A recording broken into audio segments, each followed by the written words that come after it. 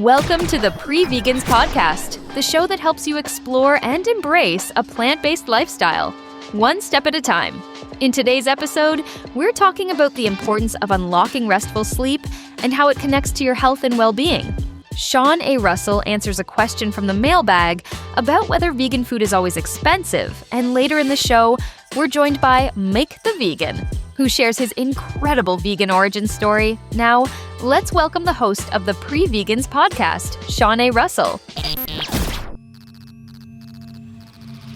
Hey everybody, welcome back to the Pre-Vegans Podcast, where we dive into everything plant-based, vegan, and everything in between. I'm your host, Sean A. Russell, and today's episode is packed with great insights, so let's get right into it. First up, we're opening the mailbag. James from London, UK asks, is vegan food always more expensive? How can I keep my grocery budget low? James, thank you for the question. It's a common concern for many people considering a plant-based lifestyle. The short answer, vegan food doesn't have to be expensive. Stick to whole foods, beans, lentils, rice, potatoes, and frozen vegetables. They are some of the most budget-friendly foods on the planet. Shop in bulk. Buying grains, legumes, and nuts in bulk can save you a lot of money in the long run. Eat seasonally. Fresh fruits and vegetables that are in season are usually cheaper and more nutritious. Cook more, buy less processed foods. Vegan alternatives like mock meats and specialty cheeses can be pricey, but making your own meals at home keeps costs low and nutrition high. So vegan food isn't inherently expensive, but the way you shop and eat makes all the difference. Thanks again, James, and I hope it helps. So coming up next, all about sleep. In this segment, we're going to let you know why getting a good night's sleep is one of the crucial elements of making sure that you stay healthy. Let's talk about something that affects so many of us, but rarely gets enough attention: sleep. If you're committed to a plant-based lifestyle, eating clean, staying active, and prioritizing your health, yet still struggle with chronic insomnia, you're not alone. Sleep is one of the most powerful forms of self-care, yet for many, it can feel just out of reach, especially if stress plays a role. So today, we're diving into expert-backed strategies to help you unlock restful sleep naturally, without medication. Step 1. Reframe your relationship with sleep. When sleep becomes a struggle, we start to fear it, obsessing over how many hours we'll get each night. But here's the truth. Sleep isn't something you can force. It's a natural process. Dr. Matthew Walker, a leading sleep expert, reminds us that relaxation is the goal, not chasing the perfect 8 hours. So instead of lying in bed frustrated, focus on rest. Before bedtime, swap out stimulating activities for gentle yoga, a warm bath, or quiet reading. Let your body wind down naturally. Step 2. Reset your circadian rhythm. Our bodies are wired to respond to light and darkness. But with screens, artificial lighting, and irregular schedules, we often confuse our internal clocks. Dr. Charles Cheisler emphasizes the power of morning sunlight. Just 20 to 30 minutes of natural light in the first hour of waking can help regulate your body's sleep cycle. And at night, reduce blue light exposure from phones, tablets, and computers at least 1 to 2 hours before bed. Even small changes, like dimming indoor lighting or using blue light blocking glasses, can make a difference. Step 3. Manage stress before it manages you. If stress is the culprit behind your sleepless nights, addressing it head-on is key.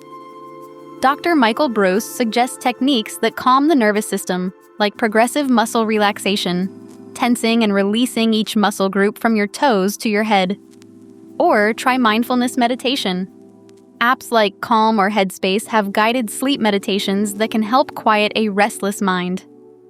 The goal is to transition from an active mental state to a relaxed one, making sleep more accessible. Step 4. Align nutrition with better sleep. As a vegan, you're already mindful of what you eat. But did you know that certain plant-based foods can actively promote sleep? Dr. Susan Redline highlights the importance of magnesium, tryptophan, and omega-3s. Here's how to incorporate them. Magnesium, found in spinach, almonds, and pumpkin seeds, helps relax muscles and regulate sleep. Tryptophan, in tofu, lentils, and oats, boosts serotonin, which leads to better sleep.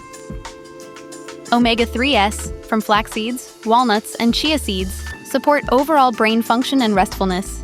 Simple tweaks to your evening meals can make a real difference. Step 5. Rethink your exercise routine.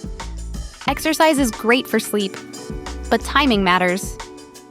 Research from Dr. David Dinges shows that high-intensity workouts late in the day can overstimulate the body. If you love intense training, schedule it for the morning or early afternoon. For evenings, switch to gentle movements like walking, stretching, or yoga to signal to your body that it's time to wind down. Step 6. Optimize your sleep environment. Dr. William Dement, a pioneer in sleep medicine, teaches that your bedroom should be a sanctuary for rest. Here's how to create the perfect sleep space. Keep the room cool, around 65 degrees Fahrenheit. Make it dark with blackout curtains or a sleep mask. Reduce noise with a white noise machine or earplugs. And one crucial rule: your bed is for sleeping, not for scrolling through your phone or watching TV. Train your brain to associate it with rest. Step 7. Be patient and stay consistent. Sleep is a long-term practice, not a quick fix. Dr. Emmanuel Mignot reminds us that consistency is key. Go to bed and wake up at the same time every day, even on weekends. Avoid daytime naps that could throw off your sleep drive. And most importantly, don't stress over one bad night. It happens. What matters is the overall pattern. Final thought: the path to restful nights. Breaking the cycle of insomnia, especially when it's been a long-term struggle, takes time, patience, and a willingness to experiment. By applying these expert-backed techniques, you can slowly realign your sleep habits with your healthy, plant-based lifestyle. And remember, sleep is not something you win or lose, it's something you create space for. The more you trust your body's natural rhythms, the better your nights and days will become. That was some incredible insight on sleep, something I think many of us can relate to. If you found that helpful and want to dive even deeper, make sure to check out prevegans.com, where you can find resources on upcoming Pre-Vegans challenges, past podcast episodes, and even leave a question for a future mailbag segment. All right, now it's time for today's featured guest. I'm excited to welcome Mike the Vegan, one of the most well-known voices in the plant-based movement. If you've watched his YouTube channel, you know he breaks down the science, myths, and research around veganism with a mix of humor and hard facts. Today, he's here to share his vegan origin story, how he transitioned, the challenges he's faced, and what inspired him to educate millions on the benefits of a plant-based lifestyle. Let's get into it. Yeah, so about 8 years ago, maybe 9 years ago now, I need to look back through the calendar of my life to double check. But basically, my longtime partner, Lindy, has been vegan for probably 12 years, 13 years now. So she was already vegan when we started dating, and we were on a road trip, and she handed me the China study, and I read it and instantly went vegan. And that's really the official point where it's okay, I read the China study and then I did it. But she probably just deserves more credit for just being an example of somebody who's oh, they're healthy, they're intelligent about this, they're not crazy about being vegan, and they've had great results. I mean, she definitely had great results going vegan. She had severe, digestive issues, eating animal products and stuff like that she got over. So that was what did it. And the China study as a book covers so many topics. People think it's just that one epidemiological study. That's, as they say, one chapter in the book. So it's really the book in general and the other diseases that got me going and interested in it. And so just the next random diner that we went to, I tried to be vegan at, and it worked, but it was spaghetti with like some green beans was what I ate. This is my first official vegan meal. I had the whole complex of, oh, if I don't eat animal protein, I'm gonna like shrink into my own body.